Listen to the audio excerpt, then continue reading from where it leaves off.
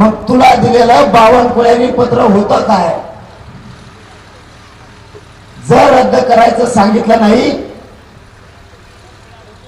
तर मग ते सरोदेचं प्रमाणपत्र रद्द झालं म्हणून मीडिया ट्रायल घेतली का? बघा बरं का किती मराठ्यांना किती येड्यात करायचं याचा प्रयोग सुरू आहे. नोंदी रद्द केल्या बावनकुळ्याच्या म्हणण्यावर, एन्डोर्समेंट करून पत्र दिले बावनकुळेनं, त्याला पुरे अधिकार फडणवीसांचे. आणि आता खटाटोप सुरू झालाय अधिकाऱ्यांवरती दबाव आणायचा आणि पत्र काढायला लावायचं. नोंदी रद्द केल्या नाहीत, काय नाही. मग मीडिया ट्रायल झालेले 4 नावं कोणचे? अधिकाऱ्यांनी मराठ्याच्या सरकारच्या लफड्यात पडू नये, तुम्हाला हात जोडून सांगतो. बावनकुळ्याच्या आणि मराठ्यांच्या लफड्यात मध्ये पडू नका. नसलेल्या नोकरीला हात धुवा लागल, त्याचा दबाव आला म्हणून चुकीच्या माहित्या मराठा समाजात देऊ नका. त्यांनी फोन करून सांगितलंय म्हणून तुम्ही जर आता पत्र काढून ते व्हायरल करीत असणार, तुम्ही अधिकारी म्हणून कोणाच्या हाताचे बाहुले नाहीये. तुमचं स्वतंत्र एक स्टेटस आहे, तुमचा स्वतंत्र अभ्यास आहे, तुम्हाला स्वतंत्र एक जग आहे. कोणत्या तरी अधिकाऱ्या मंत्र्यांचं ऐकून अधिकाऱ्यांनी त्याची प्रतिष्ठा पणाला लावू नये. नसता लेकरा बाळा सकट तुम्हाला जेलमध्ये जावं लागेल, लक्षात ठेवा. पत्र बावनकुळेने काढलं, नोंदी रद्द करायचं, हे सत्य आहे. अधिकारी आता प्रवक्त्याच्या भूमिकेत कधी बसून यायला लागले. कुत्र्याचं जीवन अधिकारीने जगू नका. त्याने काही सांगितलं झाला लचवायचं त्या टाकून पटकून, म्हणजे मग ऐकायला मोकळा होता. बसले तरी चुना लून कार्यक्रम चाललाय. बावनकुळ्यात चुना लावायचा आपल्याला.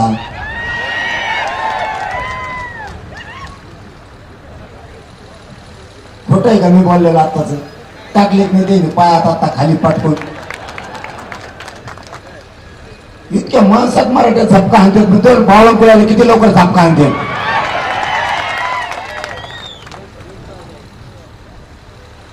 हे कुळच नवीन ऐकलं.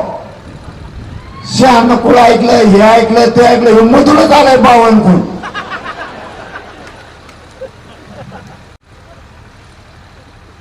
आता अधिकाऱ्यांचा खटाटोप सुरू झालाय.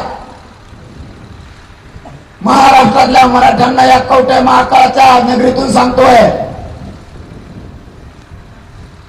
यांच्यावरती विश्वास ठेवू नका. लेकरा बाळाचं वाटोळ होईल बर का. सगळ्या चलणाऱ्या बातम्या खऱ्या असतात असं नाही. मराठ्यात गैरसमज पसरवायचं काम चालू आहे.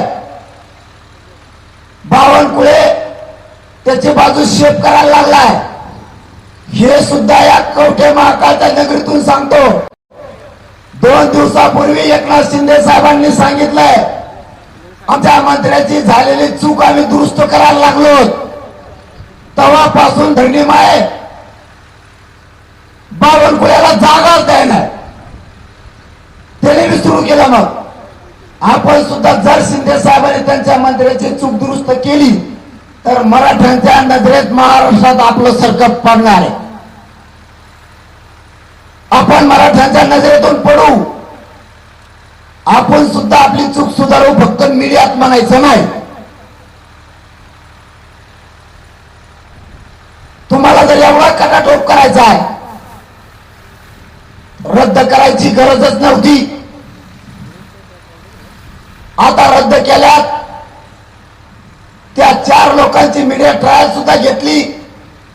रेखा सरोदे नाव प्रमाणपत्र रद्द केलं म्हणून मीडियात आलाय, उभ्या महाराष्ट्राने बघितलं. अधिकाऱ्याने प्रवक्त्याच्या भूमिकेत नाही यायचं. बावनकुळेचा संबंधच नाही, पत्र दिलंच नाही, रद्द केल्याच नाही, मग मीडिया ट्रायल मध्ये नाव आलं कुठून?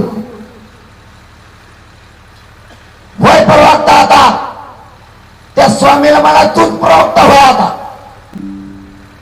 पुन्हा पुन्हा सांगतो, भानगडीत पडू नको, तुला लय जड जाईल. बावनकुळ्यांनी सगळ्याला फोन करून सांगितलं रद्द करा म्हणून. सगळे अधिकारी, तहसीलदार, महेंद्रकर का नाव आहे त्याचं ते डिप्युटी कलेक्टर कोणत्या पोस्टवर तेही मला माहित नाही. स्वामी याच्यात मरण त्यांनी आणलंय. ते बिचारा बीडचा कलेक्टर चांगला आहे, त्याचं मरण आणलंय. त्याला बावनकुळ्या कोपरखेडा हाणतोय. बोल ना, म्हण ना, मी चुकीचा नाही. अरे ह्या की नाही, तू चुकीचाच आहे ना. फक्त मराठ्यांचं एवढंच म्हणणं आहे, आणखी संधी गेली नाही. तू चूक केली, कबूल कर, एवढंच मराठ्यांचं म्हणणं आहे. नाहीतर तुला सुट्टी नाही, तुझ्यामुळे फडणवीसला सुद्धा नाही. मी नाही सोडणार. तुम्ही चुका केल्यात त्या तुम्हाला दुरुस्त कराव्या लागणार आहे. पत्र काढलंय.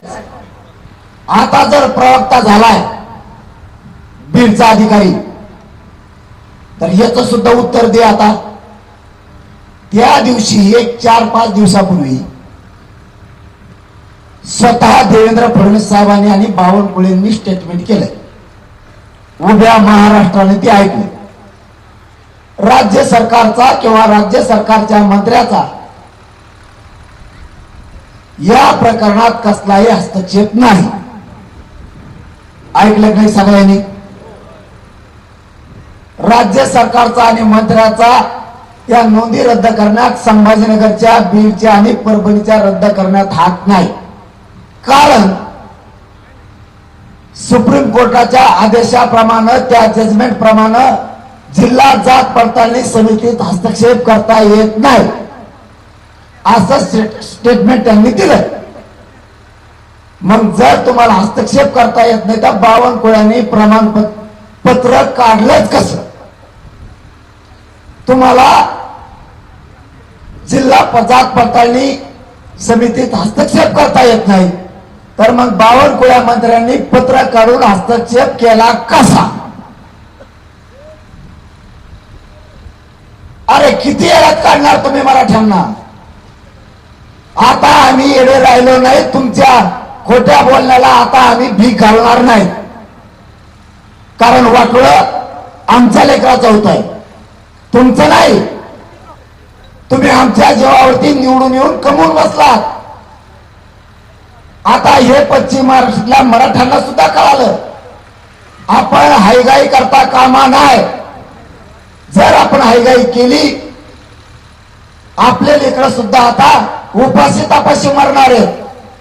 भले पश्चिम महाराष्ट्रातल्या मराठ्यांकडे बागायती शेती असेल, भले तुम्ही पैशावाले असाल,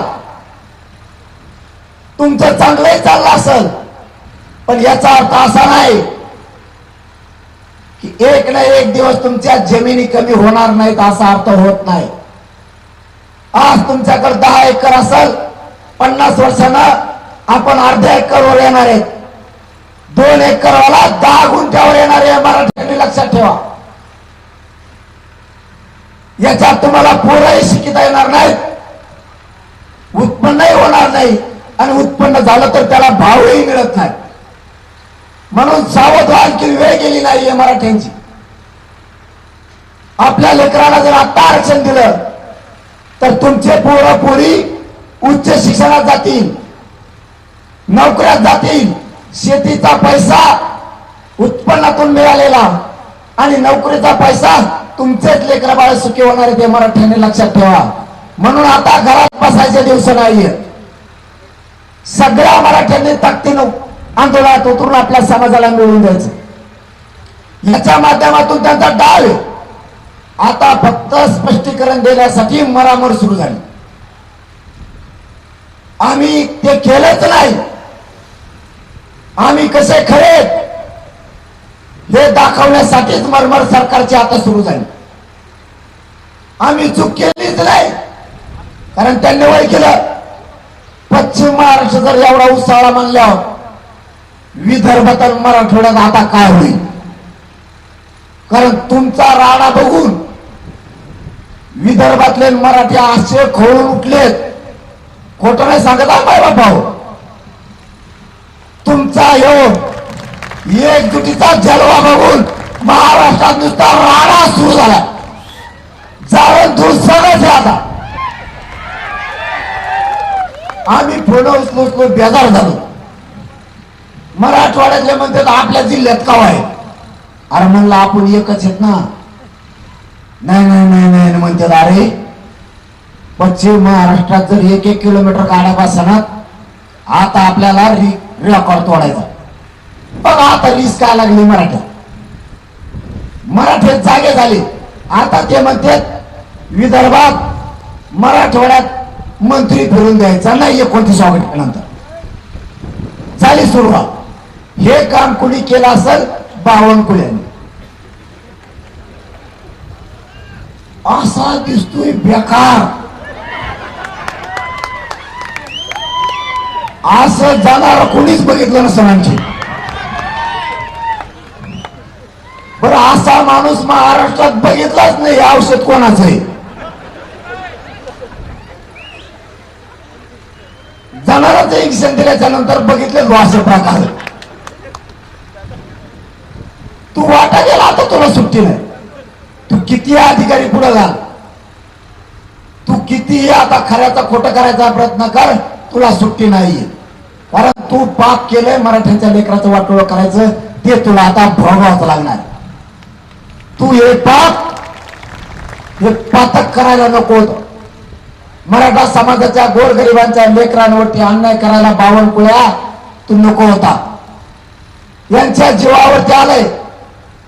याला सातारा संस्थांचं आणि कोल्हापूर संस्थांचं गॅझेटियर द्यायचं नाहीये. खूप मोठा डाव रंगीला यांनी.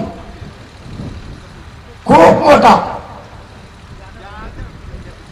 कारण यांना माहित आहे 58 लाख नोंदी दिल्या.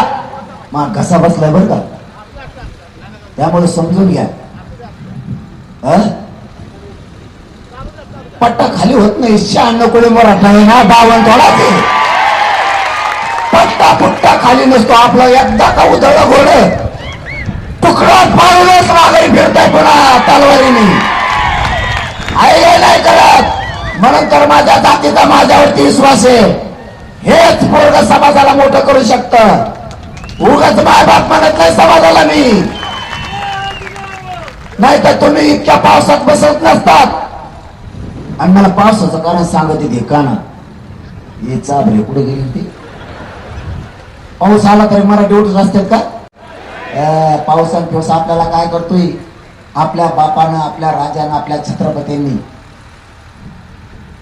समाजावर अन्याय करणारे पावसात बी तोडले तर उन्हात बी तोडले तर चिखलात बी तोडले. त्याची अवलाद येत आपण द्यायचं नाही.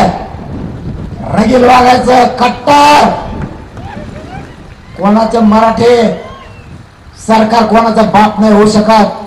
मराठेच बाप आहे सरकारचा. इथं नाही शानपणा गाजवायचा. सारख्या सभा आहे. प्रत्येक गावात गेलं की बोलाच म्हणते. पुढे जाऊच नका. फेस पाडणार मा बोलू बोलू नरड दुखायले. पोरायचे मायासांचे हाले. मी जातोय 2:30 आणि 3 वाजता मुक्कामाच्या ठिकाणी. मला जाऊ तर यांना कोणी खोल्या देत नाही. बघा मराठी विले कलाकार ठिकाणचे द्या. त्यामध्ये ताम पाटला लिहू दे. तू कोणी माहित नाही आम्हाला. तो म्हणे बाहेर याला वाटतं तापा सोडून पुढे आलो काही उपयोग झाला नाही. म्हणून तापा सोडून पुढे बी जाऊ नका. रात्रभर रात्री तर लय फजिती झाली पोराची, पण डगमगलं नाही कोणी. नाही जागा मिळाली तरी चालेल, पण आपण जातीसाठी लढायला आलो. बहुत हाल झाले तर म्हणले. माझ्या मराठा समाजाचा खरंच मला अभिमानाने गर्व वाटतोय. या जातीत मी जन्म घेतलाय, ती जात कडवट आणि कट्टर आहे. आता पावसाला घ्यायचं नाही, पुन्हा आलाय बघा, आला का नाही. बावनकुळ्या नाही पाऊस, तो मराठ्यात काय येतो आता व्हार काढायला.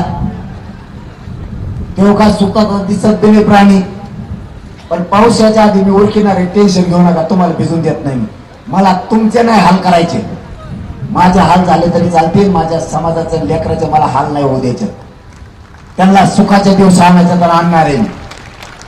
यांना किती आता खटाटोप करू द्या, आमची चूक नाही झाली तरी सुट्टी नाही. मराठ्यांनी कन्फ्युज व्हायचं नाही, गैरसमज पसरून घ्यायचा नाही. एक गोष्ट लक्षात ठेवायची, सरकारनं देवेंद्र फडणवीस साहेबाला आणि शिंदे साहेबाला माझं सांगणं आहे, झालेली चूक लवकर सुधारा. झालेली चूक सुधारा. 58 लाख नोंदीतली एकही नोंद कमी करायची नाही. सातारा संस्थान, कोल्हापूर संस्थान, औंध पुणे आणि बॉम्बे गव्हर्नमेंटचं गॅझेटियर याचा JR काढून लागूच करायचा. आता JR पण नको. JR काढते तर तसंच लफडं गुतून ठेवतात मागून. आणि आता अभ्यासकाचाच नंबर या बरे नाही, फोन द्या ठेवून खाली. JR काढायला पश्चिम महाराष्ट्रातल्या सगळ्या अभ्यासकांनी यायचे. कसा काढायचा तुम्ही म्हणता तसा JR. ते काढत नाही तो मी उठत नाही. बस का मी मरायला भेटलंय तुमच्या लेकरासाठी. मरू दे रे, एक मेला तर चालेल, करोडो लेकर सुखी होते. मी नाही भेट मरायला. कट्टर वागायचं शिकायचं मराठ्यांनी. मराठवाड्यातले अभ्यासक बोलले 16 तारखेला मी 16 ऑगस्टला. पश्चिम महाराष्ट्रातले, विदर्भातले, मुंबईतले, कोकणातले, खानदेशातले जेवढे तेवढे यायचं. माग कुरकुर करायचं नाही. पुन्हा घरी भरी येते शेंगा हातात माझ्यापाशी घरी जाते आणि उची खोकलं का पुन्हा म्हणतात नाही ना. त्यांच्यात बोलताना म्हणतात बायकोचा फोन आलता म्हणून पटकून गेलो. पोराचं आमका झालं तर त्याला शाळेत नेऊन सोडायचं म्हणून गेलतो. आणि मीडियात बोलायचं असलं म्हणतात आम्हाला स्वतःच नाही घेतलं आणि तुला नाही घेतलं मग कोणाला घेतलं. म्हणजे लबाड तर किती बोलावं ह्या जातीसाठी. आधी हो म्हणते, नंतर म्हणतात नाही ना. अरे इतका अंत बघू नका माझा तुम्ही. माझ्या जातीचे अभ्यासक समन्वय इतका अंत माझा पण बघू नका तुम्ही. मी प्रामाणिक करतोय म्हणजे तुम्ही तरी माझ्यावरती कोपू नका. बावनकुळ्यासारख्या वार करायले आणि तुम्ही त्यांच्यासारखीच भाषा बोलायला लागला. मराठीचा असून सुद्धा आपण सुधारणा काय करायच्या ह्या बघितल्या पाहिजे. काय बदल करायचा हे बघितलं पाहिजे. अरे पाऊस मामा थोडं पलीकडून जाय रे. होऊन ते जाता झपका आमचा जशी थोडं पलीकडून जाय. आम्ही गेलो की इकडून. परिस्थितीनं मराठ्यावर संकट आणलं जाणून बुजून. या टायमाला आपण एक संघ असला पाहिजे. उदाहरणार्थ मला पत्रकारांनी सकाळी विचारलं, राणे असं असं म्हणते आपले कोकणातले राणे. म्हणलं बदलले बरं झालं. नव परिवर्तन मराठ्यांच्या नेत्यात व्हावं हीच अपेक्षा माझ्या गरीब मराठ्यांची. बावनकुळ्या जर त्याच्या अधिकारात नसताना मराठ्यांचं जर वाटोळा करतोय तर माझ्या मराठ्याच्या सगळ्या आमदार खासदार मंत्र्यांनी विचारलं पाहिजे तू वाटोळं का करतो माझ्या मराठा समाजाचं. ते राणेंनी विचारलं. बघायला लागले चांगली गोष्ट आहे. मराठ्यांचे नेते आणि गरीब मराठ्यात दरी असू नये हेच माझं म्हणणं आहे. तुम्ही खऱ्याला खरं म्हणावं आणि खोट्याला खोटं म्हणावं. जसं मी म्हणतो तसं. बावनकुळ्यांनी शिरसाटने चूक केली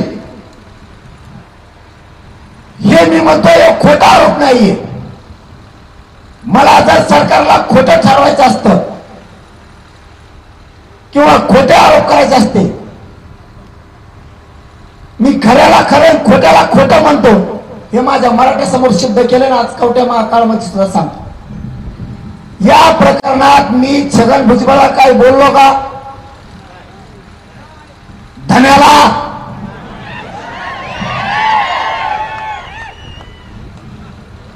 त्याला तर नीट करतो मी, तुम्ही काळजी नका करू. तू किती वळवळ कर म्हणा बाळ, मराठी जे मराठी वळवळ केली की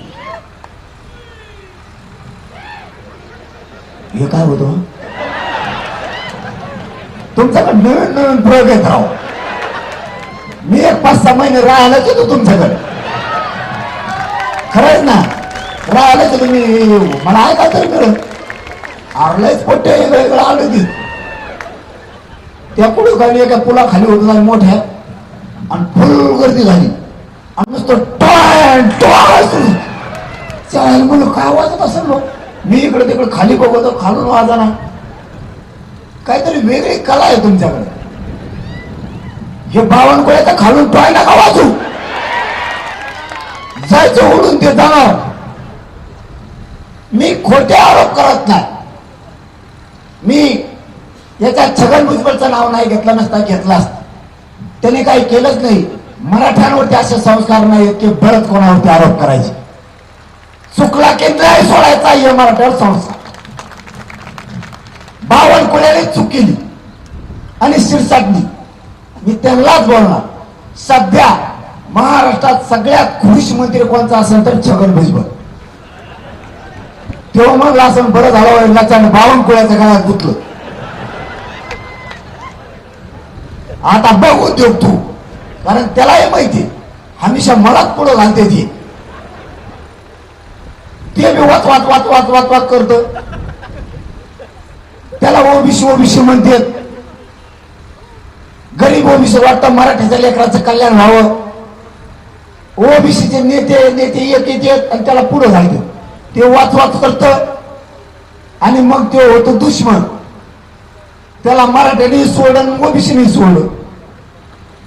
मराठे मरणाचं मतदान करते त्या भुजबळा. आणि आता त्याच्या लक्षात आलं उगाच उगा अंगावर नको घ्यायचं बा, लय खास्ता खावा लागतात. त्यामुळे तो सध्या सुखी आहे. एखादी 2 घेत असेल तर आता 3-3 मारीत असेल. झोपायचं येतो. शेंगदाणे फुटाने हाणले की त्याचा संघ सुरू. तेव्हा असं तू 5 बाटल्या पी, बावनकुळे आणि 15 पी. कारण हे खोटं नाही. मराठ्याच्या वाटा गेलं की सोडित नाही. 29 ऑगस्टला लांबे अंतरवाली म्हणायचं नाही. 29 ऑगस्टला सगळ्या मागण्याचा निर्णायक बाजी मारायची, निर्णायक आंदोलन करायचं. 58 लाख नोंदीतली एकही प्रमाणपत्र शिल्लक ठेवायचं नाही, पुढे घ्यायचे. कारण ते पक्क टिकणार आरक्षण आणि सरकारने तेच ओळखलंय. हेच पक्क आरक्षण आहे आणि हेच टिकणार आहे, तेच द्यायचं काम मी करतो. मग मराठ्यात फूट पाडायचे आणि गैरसमज पसरायचा हे काम सुरू केले. 58 लाख नोंदी सोडायच्या नाही. 2 हैदराबाद गॅझेट, सातारा, कोल्हापूर, औंधाने, पुणे हे सगळे गॅझेटियर लागू केल्याशिवाय माग हटायचं नाही. शेवटचं निर्णायक आंदोलन करायचं. 3 आता त्यांनी ओबीसीच्या सवलतीचा GR काढलाय. त्याच्यात सगळ्या सोयी सुविधा दिल्या, फक्त लागू केलं नाही. ते लागू करून घ्यायचं आणि ज्या ज्या मराठ्याकडून 100% फीस घेतल्या त्या वापस घ्यायच्या. पुऱ्या वापस घेतो मी, तुम्ही ताण नका घेऊ. साथीच्या सगळ्या योजना सुरू करून घ्यायच्या. EWS, SCBC आणि ESBC आणि समांतर आरक्षणातून राहिलेले सगळे निवड झालेल्या पोरांच्या नियुक्त्या घ्यायच्या. महामंडळाचे व्याज परतावे थांबलेत, एकही व्याज परतावा थांबू द्यायचा नाही. मराठ्यांच्या पोरांवरती खोट्या केसेस केल्या, त्या सगळ्या माघारी घ्यायचा. शब्द सरकारने दिलेला पुऱ्या मागे घ्यायच्या. आपल्या बलिदान दिलेल्या कुटुंबाच्या मागण्या सुद्धा त्या दिवशी शिल्लक ठेवायच्या नाही. कोळपणीचा खटल्यापासून सगळे विषय मराठ्यांचे मार्गी लावून घ्यायचे. पुढच्या काळात वाईट विचार करून वर डोळा करून मराठ्यांकडे इथून पुढे कोणी बघितलं ना पाहिजे, एवढी ताकद लावायची. तुम्हाला काहीच मागितलं नाही मी, तुम्हाला फक्त मराठ्यांच्या लेकरा बाळाच्या कल्याणासाठी एकत्र या म्हणलोय, बाकी काय नाही. जीवाची बाजी मी लावतो. मी माझ्या समाजाच्या लेकरासाठी जीवाची बाजी लावून लढतो. मला तुमच्या पायावर जीव द्यायची वेळ आली तरी चालेल, पण तुमच्या लेकी बाळीसाठी लेकरा बाळाच्या सुखासाठी मी माग हटत नाही. फक्त आता कोणी माग थांबायचं नाही, कामाचा बहाणा सांगायचा नाही. काम आपल्या पाठीला पुजले, कोणी नोकरी सांगायची नाही, कोणी व्यवसाय सांगायचा नाही. एक एक दोन दोन दिवस सगळ्यांनी कामं बुडायची, पण आंतरवालीच्या आंदोलनाला सगळ्यांनी भेट द्यायची. आंदोलन शांततेत कुणी जाळपोळ दगडफेक करायची नाही. आणि ज्या मराठ्यांना आंतरवाली येता येणार नाही म्हणजे सुट्टी नाही द्यायला. नाही तुम्ही म्हणता ज्यांना येता यायचं नाही म्हणल्यावर मग मी आलो नाही, मग तुम्ही सांगितलेलं केलं नव्हे, ते लफडं जाणार नाही. सरकारची जिरायची या बरण्यात त्यांना वाटतंय ना सत्य पुढे शांत चालत नाही. त्यांना वाटलं पाहिजे आयुष्यभर ते जेवण दायित्व त्यांनी पुढच्या पिढीला सांगितलं पाहिजे. पुढच्या पिढीला म्हणतो मी, जाता जाता ते पोराला नातवा सांगून गेले पाहिजे